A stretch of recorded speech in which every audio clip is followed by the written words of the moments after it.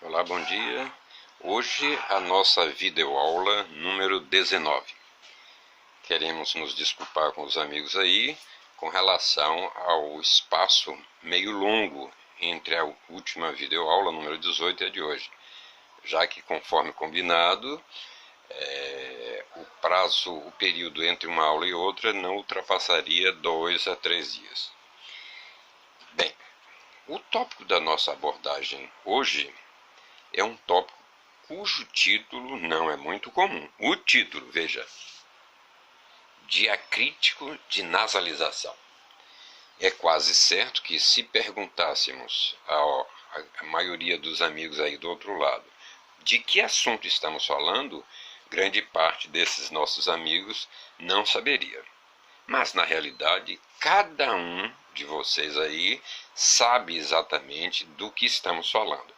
Porque este aqui é apenas um nome difícil de um conteúdo facílimo e que a gente usa toda hora. Nós estamos falando do tio, aquele acentozinho, né, que colocamos, que nasaliza, que dá um som fechado às palavras. Então, o nosso questionamento, o motivo da nossa aula hoje é este: por que o tio ou diacrítico de nasalização não é incluído na relação dos acentos? E por que essa pergunta?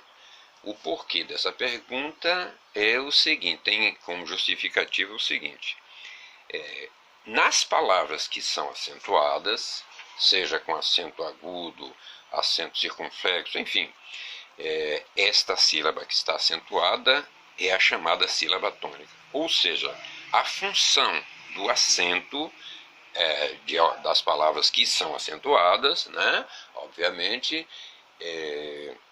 o emprego dele é indicar exatamente a sílaba tônica de uma palavra. Então aí haveríamos de perguntar, então na palavra coração, esse tio aí não seria um acento também? Afinal, na palavra coração, oração, ação, esse tio aí poderia estar indicando a sílaba tônica, já que em coração, esse C cedilhado A, tio, O, é a sílaba tônica, não é verdade? Bom, vamos deixar para responder essa pergunta já no finalzinho dessa nossa apresentação. Vamos dar uma retroagida no tempo para estabelecermos a diferença entre o que são acentos e o que vem a ser o diacrítico de nasalização. Antes da nossa última reforma ortográfica, nós tínhamos os seguintes acentos na nossa língua portuguesa. O acento agudo, é aquele como na palavra pálida, né? Aquele acento agudo. Temos o acento circunflexo, como na palavra lâmpada, né? Continua, tanto o acento agudo quanto o acento circunflexo continuam. Tínhamos, ainda antes da reforma, o trema, que colocávamos sobre a letra U, nos encontros GU e QU, foi abolido, deixou de existir com a última reforma. E tínhamos o acento grave, né, como na palavra somente, que já há muito tempo deixou de existir. O acento grave hoje continua apenas quando for utilizado para caracterizar o emprego da crase, ou seja, o encontro da preposição a mais o artigo a, quando esses dois se fundem, aí transforma num a craseado. E aí é aquele acentozinho grave à esquerda, acento à esquerda, né? Bem, então, agora sim, vamos justificar por que na palavra coração, ou ação, oração, esse tio ou diacrítico de nasalização não é considerado como acento. Não é considerado, mesmo havendo a coincidência de a sílaba tônica na palavra coração ser a última e essa última sílaba leva a esse tio, isso não quer dizer, nem indica que esse tio passou, né, nesse tipo de palavra a ser um acento. Não. ele apenas está indicando que esta sílaba da palavra, essa última, coração, ação, oração, é a sílaba que deve ser pronunciada com som fechado. Ou seja, o tio foi empregado apenas com a finalidade de nasalizar ou dar um tom fechado a essa última sílaba da palavra.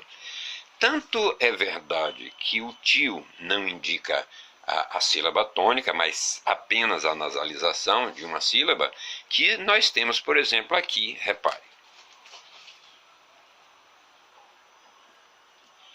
Nós temos a palavra manhã.